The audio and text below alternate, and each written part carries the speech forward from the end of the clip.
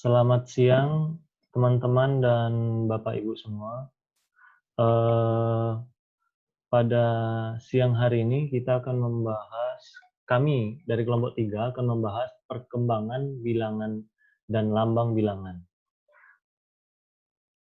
Adapun kelompok kami yang pertama ada Cynthia dengan NIM 1708,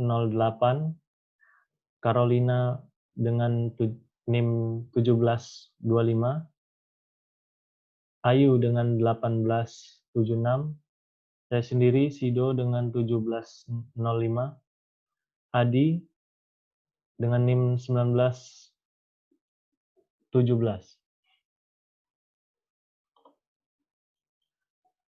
Pada pembahasan hari ini kita akan membahas yang pertama definisi bilangan dan angka, perkembangan bilangan pada masa Babilonia, Amerika, bangsa Mesir kuno, bangsa Romawi.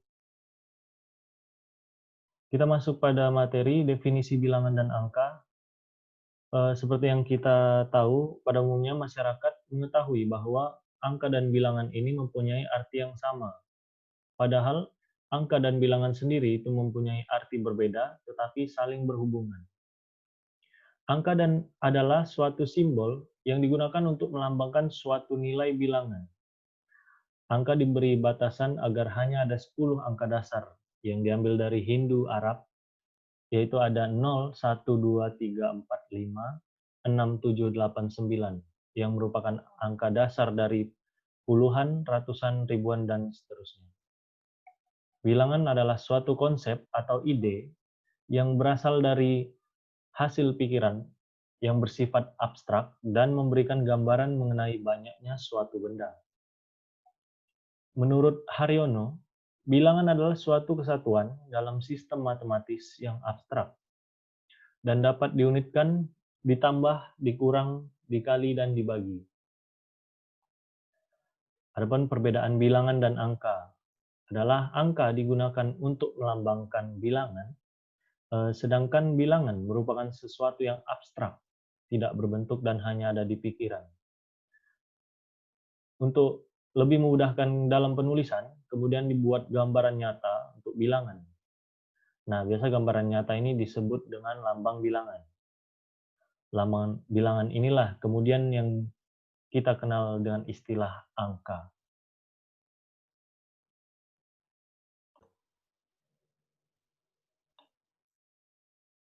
Baik teman-teman, selanjutnya saya akan menjelaskan perkembangan bilangan.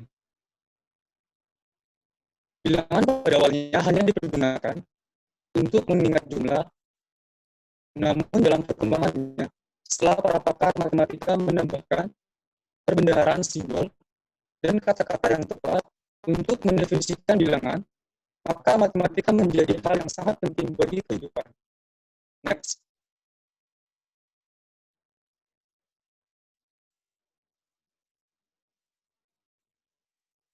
Selanjutnya saya akan menjelaskan perkembangan bilangan masa Babilonia. Matematika Babilonia mengacu pada seluruh matematika yang dikembangkan oleh bangsa Mesopotamia atau sekarang Irak. Sejak permulaan Sumeria hingga permulaan peradaban Helenistik, karena peran utama kawasan Babilonia sebagai tempat untuk belajar. Kemudian di bawah kealifan Islam Mesopotamia, sekali lagi menjadi pusat penting pengkajian matematika Islam. Pengetahuan matematika Babilonia yang diturunkan lebih dari 400 lempengan tanah liat yang digali sejak 1850-an. Bukti berdiri matematika tertulis merupakan karya bangsa Sumeria yang membangun peradaban kuno di Mesopotamia. Mereka mengembangkan sistem rumit meteorologi sejak tahun 3000 sebelum Masehi, perkiraan tahun 2500 sebelum Masehi tempat. Bangsa Sumeria menuliskan tabel perkalian pada lempengan tanah liat dan berlatih soal geometri dan pembagian. Sebagian tanah liat yang sudah diketahui berasal dari tahun 1800 sampai 1600 sebelum Masehi. Antara lain, meliputi topik-topik pecahan, aljabar, persamaan kuadrat, dan kubik, dan perhitungan bilangan reguler, invers perkalian, metode penyelesaian, serta persamaan kuadrat. Matematika Babilonia ditulis dengan bilangan sexagesimal atau berbasis 60. Dengan keunggulan tersebut, sistem perhitungan 60 mereka masih ada sampai sekarang, yaitu dengan penggunaan bilangan 60 detik untuk 1 menit, 60 menit untuk 1 jam, dan 360 derajat untuk 1 putaran lingkaran, serta penggunaan detik dan menit pada busur lingkaran yang melambangkan pecahan derajat. Next.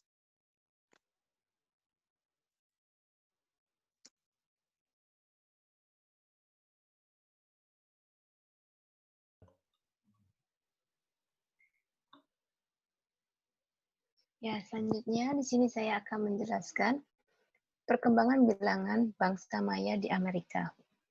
Bangsa Maya dari Amerika merupakan suatu kelompok besar.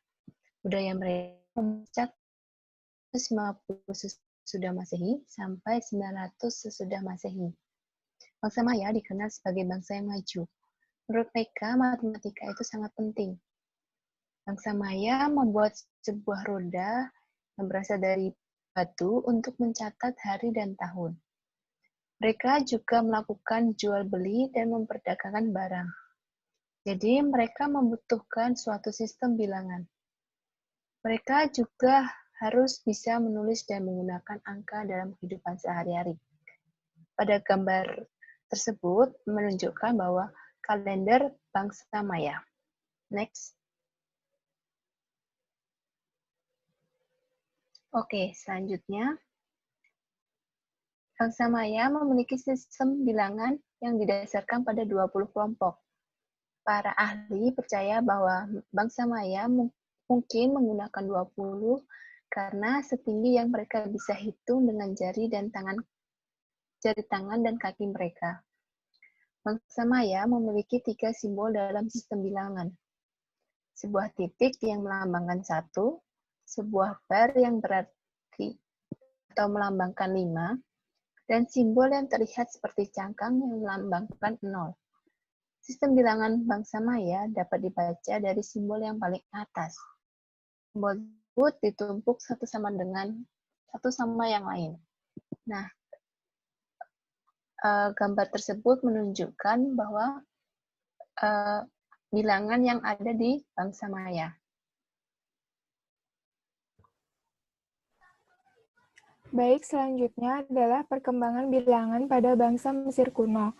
Sebagai pendahuluan, Mesir dikenal sebagai negeri piramida karena memiliki salah satu dunia pada masa kuno.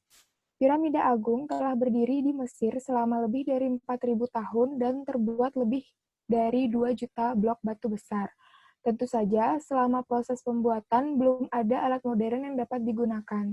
Namun, para pembangun piramida tersebut tidak melakukannya secara sembarangan.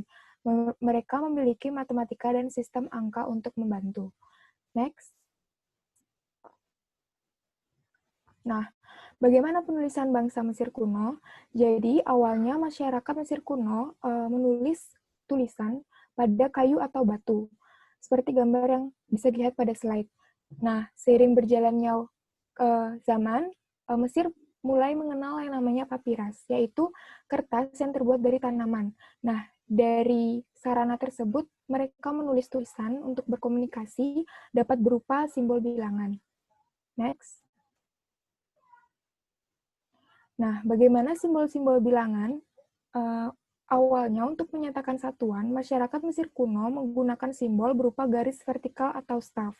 Simbol-simbol yang lain belum mereka kenal.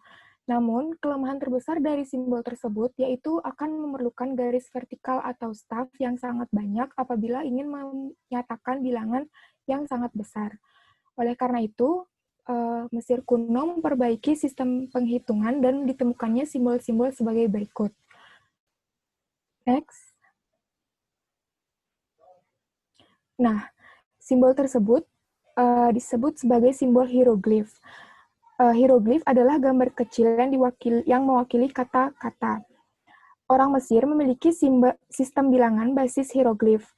Dengan ini berarti bahwa mereka memiliki simbol terpisah untuk satuan, puluhan, ratusan, ribuan, puluh ribuan, ratus ribuan, dan jutaan. Next.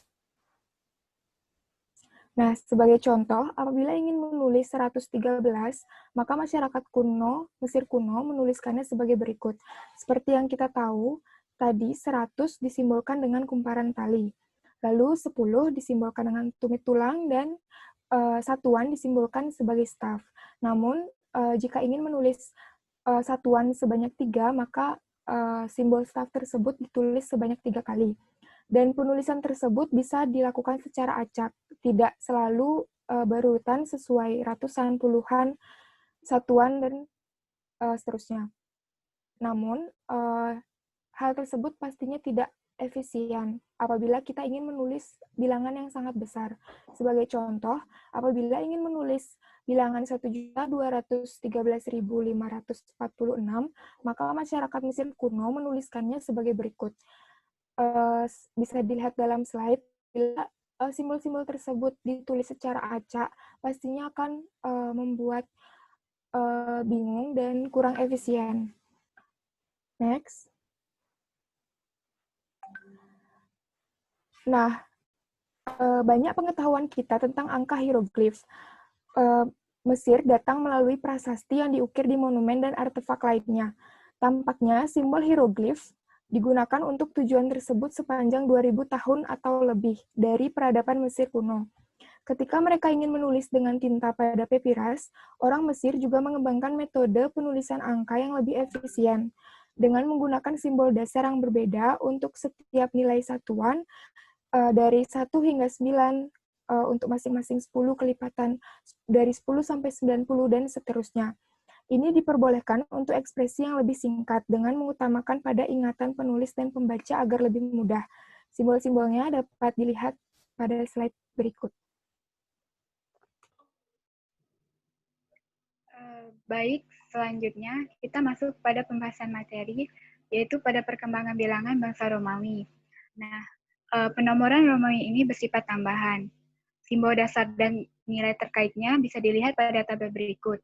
Untuk simbol I dengan nilai 1, untuk simbol V dengan nilai 5, untuk simbol X dengan nilai 10, untuk simbol L dengan nilai 50, untuk simbol C dengan nilai 100, untuk simbol D dengan nilai 500, dan untuk M dengan simbol dengan nilai 1000. Pada bangsa Romawi, untuk menuliskan atau melihat angka yang lebih besar dari 5000, maka dalam penulisan simbolnya diberikan garis di atasnya. Next.